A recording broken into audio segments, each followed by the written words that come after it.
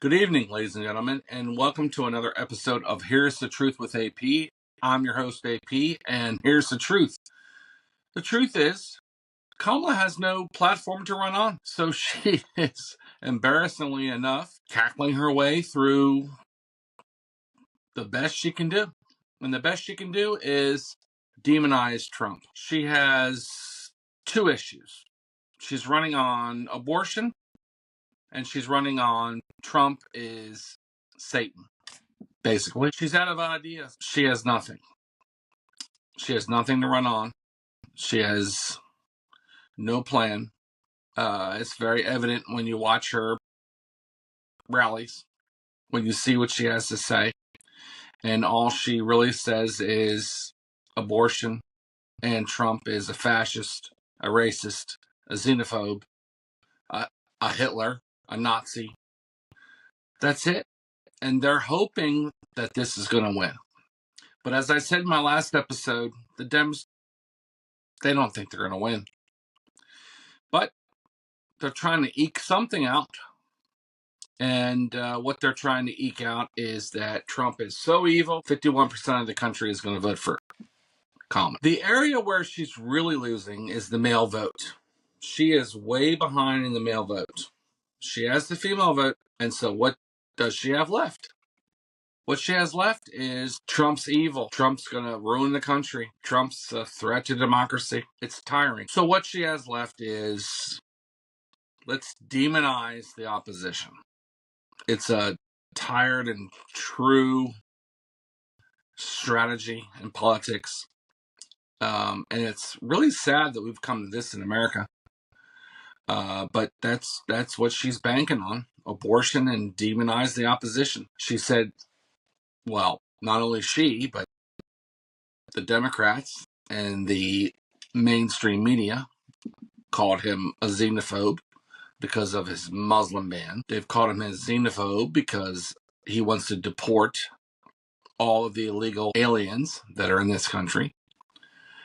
It's wrong. It's a wrong label. What people need to understand, and what I tried to get across in one of my earlier episodes about the border, is when countries don't do what they're supposed to do, according to the Nationalization Act of 1996 that Bill Clinton signed into law, if certain countries don't do in their country what they're supposed to do according to our standards,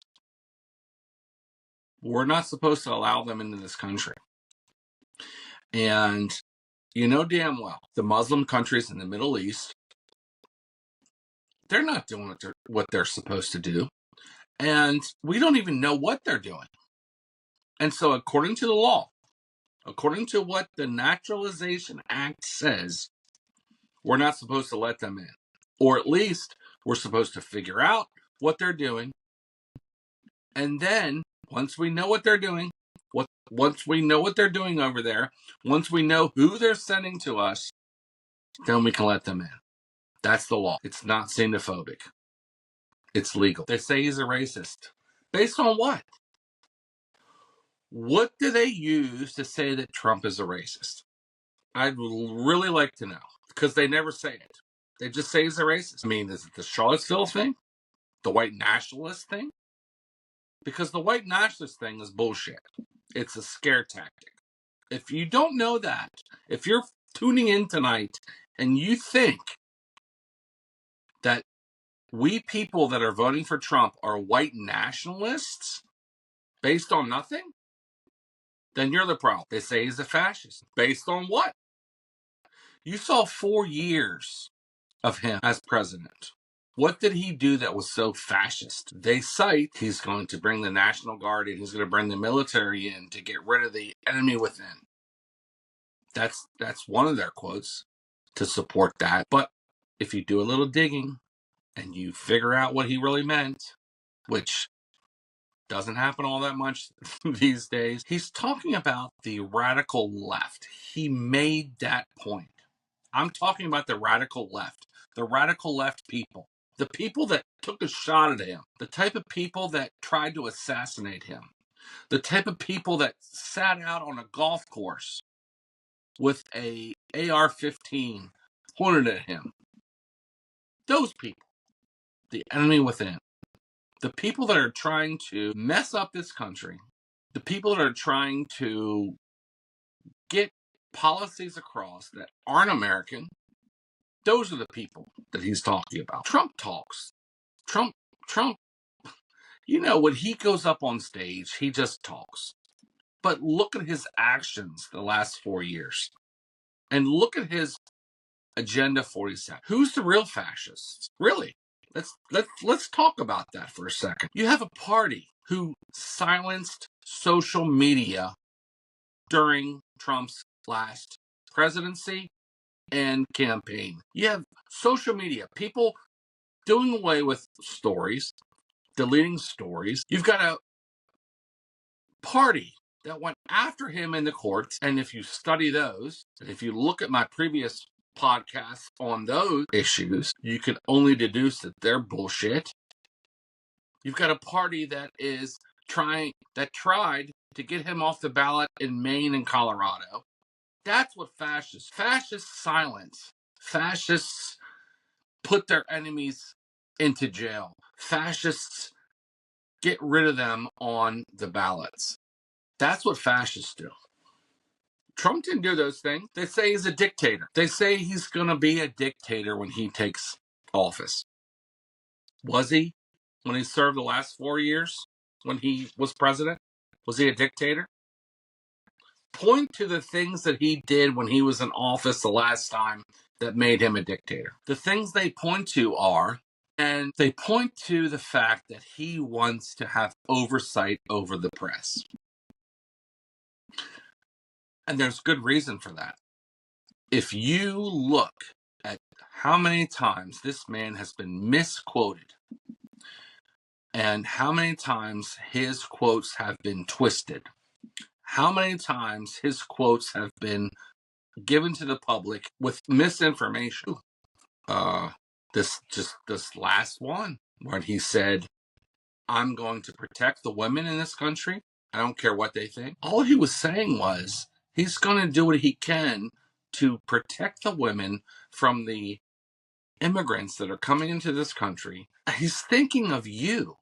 But what they do is they take it and they make it a sexist, misogynist quote, when the quote really is, if you focus on what the quote was, he's focusing on the people of this country because he cares. They point to the fact that he's fired so many people when he was in president of his cabinet. And there are two ways to look at this.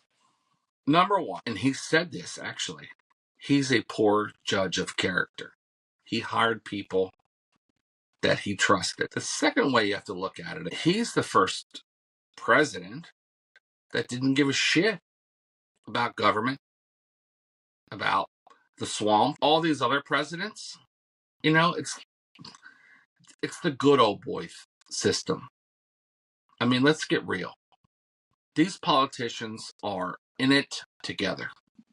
Trump got rid of the people that he thought were in it for the good old boy thing. It's his cabinet. Who cares who cares who he fired? They got stuff done. The other reason they call him a dictator are his policies. The Schedule F policy, which I covered in another podcast, which I said was good for the government, makes it run more efficiently. And this new thing they're stuck on, the enemy within. There is an enemy within our government. There is a entity, there's a body of people who are out for the wrong thing. People like Nancy Pelosi, who has bought and sold on Wall Street and got rich. People like Chuck Schumer. People like Mitch McConnell, who just retired, thank God. These people have been in politics for 40, 50 years. That's the enemy within. This is the swamp that he's talking about. These are the people that need to go. These are the people that were part of getting the DOJ to attack him, to arrest him, to put him in front of the courts because they're afraid of him. If you don't see that, I'm sorry for you. They look at his quotes out of context. They look at January 6th, and they blame him for inflaming a group of people that went to the Capitol and went into the Capitol. And all he said to them was, let's go to the Capitol patriotically and peacefully. And we had two groups. We had two groups of idiots who decided to take it one step further. It's not Trump's fault. In fact, you've got Patel on record saying he asked for the National Guard, 20,000 National Guardsmen. And Pelosi said, nope, we're not doing that. And if you don't think he's innocent of inciting a riot, why, of all the 94 indictments, why isn't that one of them? Think about it. He's not being indicted for that. No one has any evidence to bring him in front of the court for that. Folks, you had 4 years to see his governing style. You had 4 years. You were fed lies by MSNBC. You were fed lies by CNN. You were fed lies by CBS, ABC, NBC. But go and look at what he did. I mean, he stood on stage in the debate and said, you'd be in jail, to Hillary Clinton. Did he do anything? Did he go after her? Even though she completely and sincerely should have been indicted and investigated because of the email controversy, because of the Russian hoax, because of the dossier that her campaign paid for to slam Donald Trump. All legal. He didn't go after her. He didn't. But this man's running right now. This man has been through hell. This man has been brought up for charge after charge, which you Democrats, think is, oh, he deserves it. He doesn't. Watch my earlier podcasts.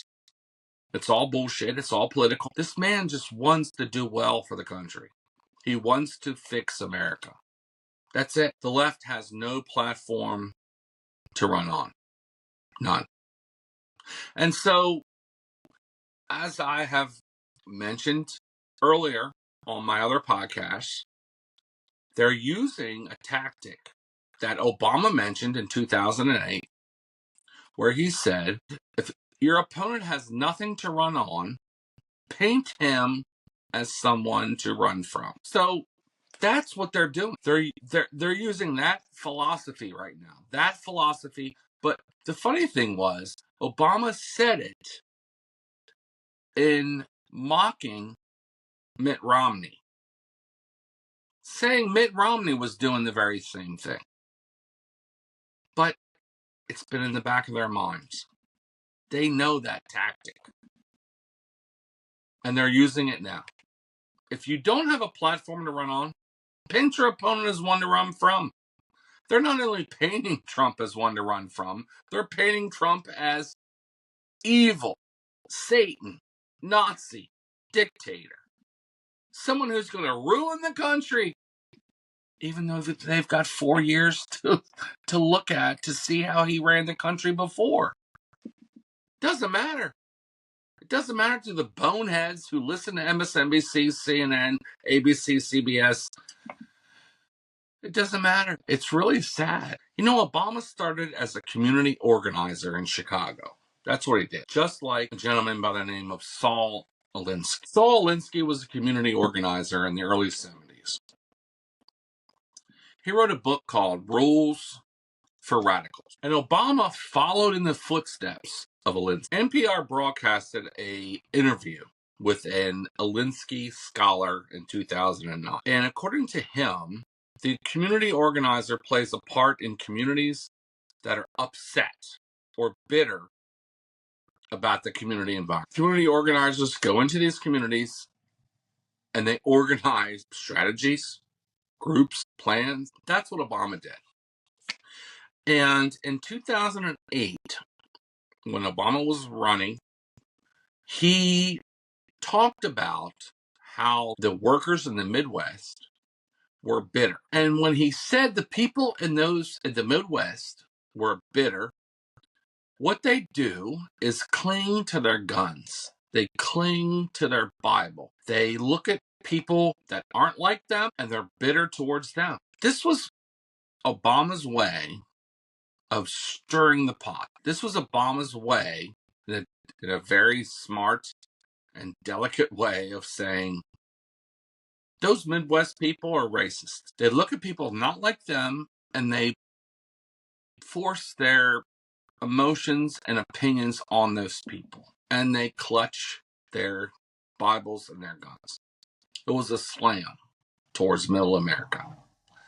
And that was the first time that I heard the Democratic Party slamming a large group of people in America. So, since Kamala Harris has nothing to run on except for abortion, she's going to do something that Saul Alinsky said radicals should. What Alinsky said for his 12th rule for radicals was this: pick the target, freeze it, personalize it, and polarize it. Cut off the support network and isolate the target from sympathy. Go after people and not institutions.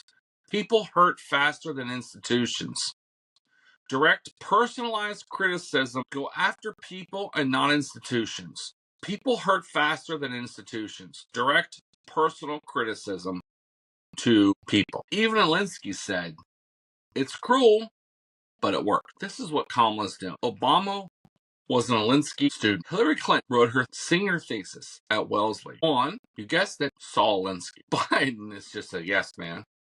And so he's going to listen to Obama and Hillary. But if you listen to Hillary Clinton's latest interviews, that's what she's doing. She's polarizing people that support Trump. They're deplorable. They're irredeemable. They need reprogrammed. She said these things. People that support Trump, like me, we support him because he wants to do the things that we agree with. I mean, it's that simple. I support Trump because he is the candidate that best supports the things that are important to me. A secure border, low inflation, energy independence, world peace. The Harris campaign has got nothing else but abortion. So what are they doing? They're going right to the book of Alinsky. They're polarizing us. They're polarizing Trump. They've got their target, and they're polarizing him. The people that support Trump, just like I read, cut off the support network and isolate the target. That's what they're doing. So with all that being said, the American people can see right through it. Well, half. The other half are being duped. The other half of you are being swindled, taken for a ride. Wake up. Trump is not any of the things they're accusing him of. He hasn't done anything during his first 4 years. In fact, things that he did were pretty great for this country. So think for yourselves. Go. Look what he did. Look at the urban development program. Look at Schedule F. Look at the fact that he tried to start state licensed facilities, which never had been done before, which would coincide with the Naturalization Act that Bill Clinton signed into law. Look at those things. Look at the fact that Trump had Iran on their heels. And when Biden took office, their economy took off. They funded Hezbollah, which funded the attack on October 7th. Look at the Afghanistan withdrawal. Look at those things. Those things didn't happen under Trump. The media has brainwashed you all to believe that Trump is something he's not. So that brings us to what's going on right now. We have 4 days left until the election. 27% of the American people think the country is going in the right direction. No president has ever won with those numbers. Kamala, as much as she tries to distance herself from Dementia Joe, she's part of the administration. And the country has seen what President Trump did for those 4 years. The good things. Even though MSNBC, CNN, They won't tell you. He did good things. Vote for him. Get America back on track, because a vote for Kamala Harris is a vote for 4 more years of spending, government spending, printing of money, open borders, crime. Trust me on this. Trump is ahead. Trump is probably going to win 312 to 320 electoral votes. New Mexico's in play now. New Jersey's in play now. I still think Virginia's in play. I also think New York will be close. Georgia, Trump's got. North Carolina, Trump's got. But look at what he did for us his previous 4 years for free. He didn't take a paycheck. He lost $800 million of his personal wealth. So that should tell you that he doesn't care. It's not about power to him, but that's what it is about the Democrats. They have to win because they need power. They have to stay in power. And that's what he's talking about with the enemy with him. People in power, the people that are calling the shots behind the scenes, like the wizard in The Wizard of Oz, pulling the curtain. Thanks for tuning in, and I will see you next time.